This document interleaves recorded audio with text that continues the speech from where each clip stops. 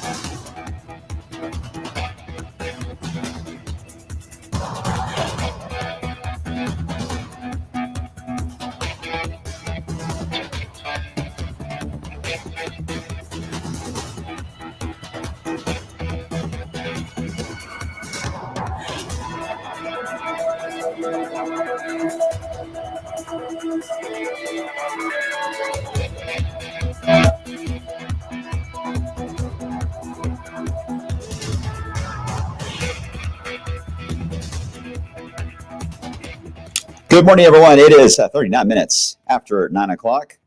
Hope you guys are all doing well on this Thursday. I'm wave meteorologist Brian Good. Welcome to Storm Talk. Hopefully, we have a little more clarity on what's coming our way for the storm chance today into the upcoming weekend. A lot of you have plans. Marianne, I just saw your comment about your friend gathering. I don't know why I wasn't invited, but apparently you have a friend gathering coming up later on for this afternoon about 1:30. We will go through that. Hopefully, I'll answer that in your timing coming up in just a few moments. As always, you guys can comment on Facebook, Twitter, and on YouTube. Even comments like Kevin points out here. Kevin Anderson, good morning, St. Matthews. It's already a sauna out there. Yes, it is a sauna outside as humidity has gone up quite a bit. And that's likely the biggest change you're going to notice today. If you haven't been out yet, that's the first thing you will feel when you open the door, walk outside. But it's also one of the bigger factors in how our impacts will look when it comes to storms over the next few days is the amount of moisture we have added into the air that has actually been missing for the past few days. It's been actually feeling really great. Beautiful afternoons as of late. Today is going to be a little different. All right, as always, I'm going to go through this process. We'll start with the radar view. I'll get into the short-term idea, let you know what I am seeing and thinking on that end, and then we'll get into a little bit of the long range. We'll kind of go in that play. And I do have some interesting data I want to share about the long range coming up at the end of this year. But I don't want to confuse you guys, so I won't cover it now. I'll give you guys just a few minutes. All right, so let's start with a look from space. And it is showing a lot of mid to high level clouds streaming over wave country. Some of these from thunderstorms that were severe back into Missouri yesterday afternoon, evening. They just kind of created a blow off into our area. So these were once bigger thunderstorms.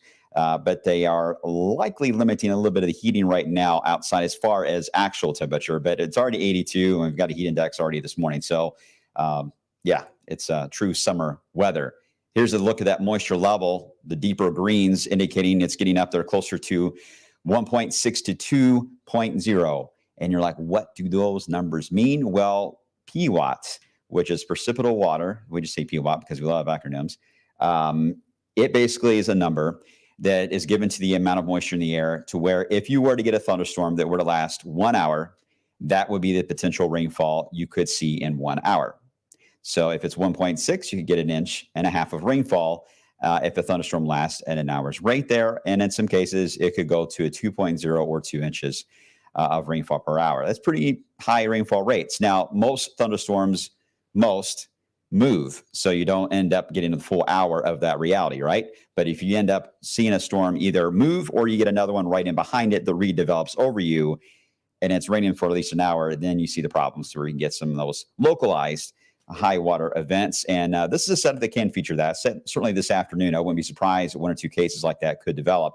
But rain aside, it just makes it very uncomfortable outside, certainly in the overnight hours especially. So here's a wider view. Last night, I think the biggest thing on social media was the tornadoes that were touching down around Chicago. That system is already curled up all the way into eastern Canada at the moment. Thunderstorms from last night are diving to the south. So again, the blow-off is heading right into the Ohio Valley. What you cannot see on this chart, and as the sun comes up, it's what lights up the clouds. So again, dark this morning, sun rises, boom, there we go. You can see where everything's kind of laid out. Visible satellite to me is one of my favorites. Tom Wills used to show this all the time when I was a kid. I used to get so excited how cool it looked. Instead of using infrared, you actually just see what they look like from space. But anyway, there is a cold front that is draped roughly in Ohio through Indiana and back in Illinois. That is pushing to the south and east for this afternoon. There is a wind belt along that front. That's what's going to help try to organize showers and thunderstorms. More so, the more east you are, more so than to the west as far as development goes. But as you saw in the moisture, that deeper green that is showing up, there's a lot of fuel waiting for this front to move through. So any heating today will just be the trigger to allow for the showers and storms, and the front will be the focus. So heat, sunshine today will be the trigger. Cold front will be the location most likely to see them begin to pop. So that begs the question, where will that be? That's a good one, because that's where the modeling's really been struggling, because even though the front's going to be draped through here, it only shows part of the front firing up, not all of it, which means there will be gaps in the development this afternoon and tonight. Basically, what I'm trying to say is some of you will get missed and may not get a drop of rain out of this entire system for this round anyway. Some of you could get more than one and end up with more of an issue of heavy rain and perhaps even some strong thunderstorms. So that's the challenge we've got, is how many gaps will we see form along this line? And that's really hard to pick out until really they start to form. All we can tell you is where everything's laid out on the map and most likely times, and kind of go from there. Now, when it comes to the timing on this, heating is the big issue. So you just got to heat the ground up for them to begin to form. That takes another, I would say, 4 to 5 hours to start to see that happen. So roughly after the noon hour to about 2 o'clock, we should start to see a few pop in.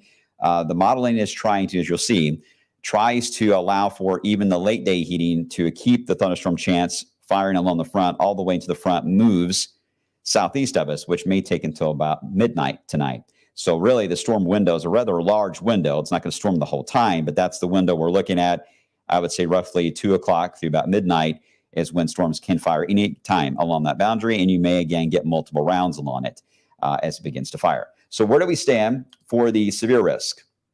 Well, it is mainly east because of the wind belt being a little stronger along the eastern side of the front into areas of Ohio. So if you have a wind belt, it's basically a tailpipe or an exhaust pipe for thunderstorms. You got to have that. That's what allows them to last longer than, say, 5 or 6 minutes, like a typical pop-up thunderstorm does not have that in the summertime. They form, they do not have a tailpipe, so they basically collapse themselves, and they're gone off the radar within about 30 minutes. In a severe thunderstorm setup, which is what these outlooks are mainly designed for, it's all about having the tailpipe and them being able to last longer than that over several counties and track across the region. So these outlooks are not necessarily your chance at severe weather. It's your risk level to see organized severe weather, as far as something that can last longer than 5 to 10 minutes and keep going over a couple of counties. That's really what these outlooks mean. So there's a slight risk for that to happen for east of 65 and marginal to the west. But we all have that chance today to get some severe, right? So the outlook updated about an hour ago. Didn't really shift a whole lot. It's roughly eastern Jefferson County or 65. Don't pay attention to where the lines are drawn, because the weather is not going to follow a map. So it doesn't really matter on that end. Just the idea that your better potential to see perhaps a few warnings does look to be more east versus west, but there could even be a warning or two that could form even across southwest Indiana. That is possible. Can't rule it out. So as far as breaking down those threats, which is nice that we're able to do that, here's your tornado potential. It's low end. It's lowest on the at least scale when it makes it on the scale at 2%. So that's mainly east as well. There's not a lot of turning and twisting for that to happen today. It's not off the charts at all. There's just enough. And it's mainly when cells begin to collide or merge with other ones that you have that potential for a brief spin up that can develop out of that. But it's a low in risk. Your greater potential would be the straight line wind that can develop, where we get these little bowing segments in a couple of the cells, because these will likely be cellular. I don't really see a squall line scenario. The atmosphere is more primed for cells instead to pop. So they can produce downburst winds, so you can get a strong wind gust, and you can get some hail out of that too. They can get up to quarter size. So we'll need to watch that, and some of the stronger ones, especially the ones that are more likely to form in the heat of the afternoon, they have a better potential for hail versus the ones later on for this evening would. So that's your threats for today. I'm going to show you all the modeling in just a second on this. At least when I mentioned tomorrow's outlook, it's a calmer setup. Our P watts, try using that at work today. P watts go down to about 1 inch for tomorrow. So they're not as high. So there's not as huge of an issue on even flash flooding or severe weather. And we don't have a trigger in the area. So it's mainly thunderstorms that fire into the western side of the Ozarks. They will fade as they move toward us because we don't have that support of high moisture that we do today. So they don't like that. So they will begin to just weaken. We could get a lot of cloud cover from that and maybe 1 or 2 showers that may try to move in as we head into the afternoon. But overall, Friday doesn't look to be an overwhelming day for us. All right, so that's good. I will say Friday night into Saturday, because the way this is looking, this is a front that's basically like this. And the storms are firing here. Now, once we get into Saturday, the front will be like this across the Ohio Valley. And at that point, we could have some showers and storms fire along it. Now, there's still a good signal to see Saturday morning become active with showers and storms as we get into Saturday morning. If that's the case, we may not see too much of an issue in the afternoon if it starts off rainy early in the day. So this severe risk for Saturday, it's a marginal. It's a low end risk. There's not as much support there as well, but it's not zero. But I think flash flooding, because the P watts do go back up again, would be more of an issue there on Saturday. All right, there's your outlooks for the next 3 days. Let me show you one of our high res models. This is, what is it, 2:30? 2:30 in the afternoon, you see some of the cells that begin to pop. Central Kentucky up to around Cincinnati. Keep an eye on Louisville and your area into Indiana. Here we go at 5:30 p.m. Notice they're trying to develop a little more to the west along 65. Now, the modeling is also trying to take us to 92. That looks a little high. It's tough to get above 90 with such a humid atmosphere, but you get the idea that it's going to be hot and humid in general today. The storms will backbill back to the west along where they try to feed on that moisture along the front. Because again, at this point at 5:30, the front is basically like this, right across Kings Island down to Holiday World, right? Stronger cells where the wind fields are a little bit higher will be over areas of West Virginia. Then we get into the evening hours, and they still want to keep developing. And of course, they look more intense, right? Again, cellular storms here, now moving mainly along or south of 64 as we end about 8:30 tonight. This is one of those signals that while they look mean in the darker reds, I think you got to pay attention more to the idea that darker red in this scenario may be severe. It's possible, but I think more of an issue of the torrential rainfall. Very heavy rainfall with these that try to form in pockets and clusters. And then finally, we get them to the southeast during the overnight. So a couple rounds. You saw how a few try to form this afternoon, but it's really going to be in the heating of the afternoon, 5, 6 o'clock through about 10 or 11, something like that, that we may see the greatest coverage of them. But still, I'm not seeing 100% on coverage. So that's why we can't keep the rain chance too high today, because there will be gaps. Once that fades out, the storms tomorrow in Missouri, you see how they race in Friday afternoon, but again, they run out of gas, not as much support. So we just kind of get a couple of showers, but a lot of clouds. Is Bill in here? I didn't see Bill's comment yet, asking about their stargazing.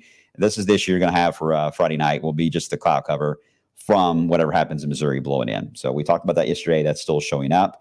Now, late Friday night into Saturday, as the front gets closer, we do have a chance to build up some of the heavier showers and storms. So we didn't see it this morning. There was a chance for that to happen. Same scenario is trying to show up Saturday morning. We'll see. But I think this, again, is another heavy rain look for Saturday, showers and storms, and a little more spotty in the afternoon. But it would, if we start off rainy early in the day, you guys know how this works. You guys are all basically meteorologists, right? You start off cloudy and rainy, then you end up with a calmer period. The longer you can hold on to the clouds, the better. So that's the outlook to get us all the way through Saturday. Let me show you some of the in-house data on this. This is a lot of data, and you can't even see it. Hold on, let me take it full screen. This is the HER model, obviously, but this is the breakdown. We have the model that I just showed you, that where we can show you visually, where the storms pop and move across our counties. But this is a data output of the same thing. And I'm just kind of looking at specific numbers. When I look at this chart, I like looking at it. There's your times on the left-hand side. There's your P-watts, and you see they get up there to about the 1.8, 1.9 range. Again, that's rainfall rate potential. When you get over to supercell potential, and that's just the cell index, it does show up for isolated cells. It's pretty late in the evening, though, that it's showing up. It's only a 1. It's not very high. It's not showing a lot of moisture as far as in the rain gauge, because it won't, because they're too spotty, so it doesn't really see that very well. This is your CAPE, showing certainly a lot of fuel. You get over, this time of the year, you get over 1,500. It really stands out as we can get some strong thunderstorms, especially downburst winds.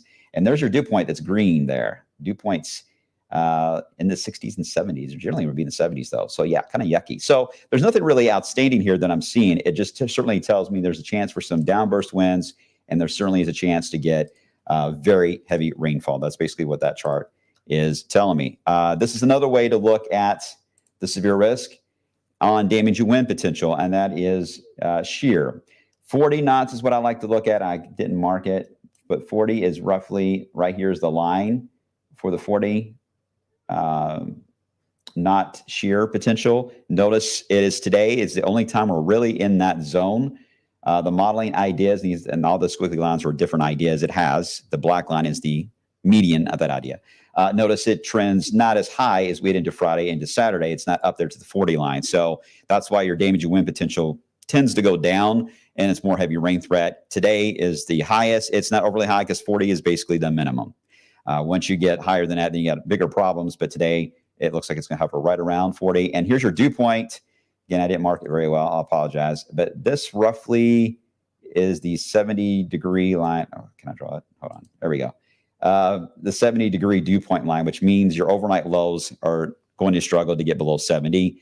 And in many cases, probably below, they'll be struggling to get below 75. So very muggy air, again, leading to the potential for very heavy rainfall. And a lot of lightning, too. You get a lot of lightning in this setup. All right. So, in fact, here's the flooding outlook. It's not a high potential, but it's there today, Friday, Saturday. It's there. So I understand why they have put the outlook into the area. All right. So I'm going to stop at that point before I get into the rest of the weekend. What questions you guys have on that? If anything I didn't cover, let me know. Let's see. No more rain. Bradley, by the way, Northern Lights, that's not going to happen, by the way. I'm not sure why that's still going around, but there will be no Northern Lights. April, Scottsburg, Indiana, you're going to be, Scott County is right there in that tough spot where you're going to see some downpours close by to you this afternoon. I just don't know if they're going to hit right in Scottsburg or not. I don't know. Just be aware as we do this afternoon. Having the Wave Weather app, by the way, I know we talk about it a lot, and it's our app we're going to, but I really mean it when I say it's not just for severe weather. It's great to have for heavy rain and for lightning. Type 1 if you have the app, by the way, the Wave Weather app. Type 1 if you have that. And hopefully some of you can chime in about it, because I think it's a good tool to have for heavy rain and lightning. The heavy rain indicator is based on your GPS location, so it'll trigger, and the lightning is instant. I'm telling you, as soon as you see the flash at your window, the phone's going off the same exact time. So it's pretty wild to see that. But that's important, because even though these may not be severe, every one of them, and the bigger issues, if you're outside this afternoon or you have a party or a gathering, you really want to know if you're getting lightning within a certain range. All right. So good. All right, everyone. Ashley, Kevin's voice scares me at times. Trust me, Ashley. I know. Thanks, Lynette. Appreciate that. A lot of ones. Thank you all. All right. So let me get into the aspect for the weekend, because I mentioned Saturdays, how Saturday is going to play out with showers and storms, especially early in the day. Sunday, I'm telling you, the modeling has done great on the idea that Sunday looks calm. I still can't find a trigger or an argument to discuss a high storm potential on Sunday. So we're going to keep it low. Sunday, I think, will be a quiet day. I just haven't seen anything change. Now, Monday, of course, got the concert on Monday with Beyonce. It's another front moving in. Timing is everything here. It does try to want to form storms at 4 p.m. They continue all the way to 7 p.m. and then moves into the south. It's not a big severe signal at all on that. It's just more of an issue of lightning that they need to watch. But yeah, just as you're planning out your outfits, no need to panic. But as you plan your outfits for Beyonce, just keep in mind, what if it pours raining, pours down on me out there at the concert at L&N Stadium? Will I be okay? Will my outfit fall apart? Because I know some interesting outfits will be showing up. All right, so kind of keep that in mind. Once we get into next week, Tuesday, Wednesday, Thursday, the modeling, earlier this week, it looked like the heat was going to build in and take over and become the big headline and finally end the stormy pattern. The models just keep going. They're backtracking. Every time I look at them, I'm like, oh, man, they just keep wanting to develop the storms on the edge of the heat wave right into the Ohio Valley. And we may end up 2 or 3 days next week where we may have a severe risk. And maybe next weekend, the same ordeal. In fact, there is some indications next weekend, if the stormy pattern materializes, we may have highs in the 70s for next weekend because of clouds and rain, not because it's sunny and cool like fall. It's just cloud-induced cool weather in the 70s. So, yeah, I don't know. This is one of those struggles this year to get anything as far as a heat dome to lock in here. I don't know if that's good or bad. Some of you love the summer heat to get outside in the pool all the time. Some of you love the idea we got rain, so you have to worry about watering all the time. So it's hard to make everyone happy. So this year, it's certainly been all about the rain. Okay, real quick, I want to mention, we're going to get the question from Ryan. What's the potential of frequent rain on the shows for Saturday near Columbus, Indiana? The heavier rain side and more frequent side of that, Ryan, is early in the day on Saturday. It's a little more spotty on the signal for the afternoon. So Friday morning, I'm talking like sunrise. It'll likely be a little more active, and not as so much into the afternoon period. All right, some of you are already talking bots. There we go. Bring on the snow, Zach. I hear you. This is one thing I want to end on is the data that's coming in for El Nino. We've talked a lot about El Nino. I don't think we've talked enough about it yet, but it is the warming in the Eastern Pacific Ocean that changes the pattern. It certainly is one of the factors why we've got this jet that is locked in like it is, and it has been since I think before Derby Day, really, we've been in this pattern. We went through all the wind events, and then we kind of just got locked into this scenario. It's a reason why there haven't been any hurricanes close by yet, although they can develop easily further in the Atlantic, and they likely will here soon, but they won't have anything informing now in the Atlantic into our area. But this signal for El Nino, and we're going to have another update on Monday, but it's coming in for the potential for us to get to record levels. Now, we had very high levels that were maxed out in 1997 and 2015. If the signal holds on this could rival or even beat them. And what does that mean for the winter? We're still trying to figure that out in detail, but we do know that the winters of 97, 98 and 2015 and 16 were indeed snowy winters for wave country. In fact, 2015, 16, we had some big snows to Kentucky. So it's interesting. It's interesting to see if that holds or not. It could be a wild autumn for us into the winter season. So this pattern is, as long as El Nino is holding on strong and getting to record levels, it may become the dominant driver in our weather pattern. It's not the only one, but it may become the dominant. So this is going to be interesting to see how this all evolves over the next year. It's already been a weird year. Very weird year. I don't think the modeling's done great, though, in predicting much of this. I feel like I've let you all down. It doesn't feel like it's going as planned either for a lot of the long range forecasting. So it gets very frustrating on our end. But it certainly is going to be frustrating down the road. So I will be completely gray headed probably by the time I get to September. All right, guys, I'm going to run. It's 10 o'clock. I get ready for the show. You guys are awesome. Thanks for watching. As always, I appreciate you taking a moment out of your day to chime in and talk to your friends here on Facebook and Twitter and everywhere else. And I'll have more coming up on midday with a radar view, and I'll have an update on the Storm Prediction Center update. It will be out at 12:30 today, so look for that coming up into social media. All right, have a good rest of your Thursday, guys. I'll see you soon.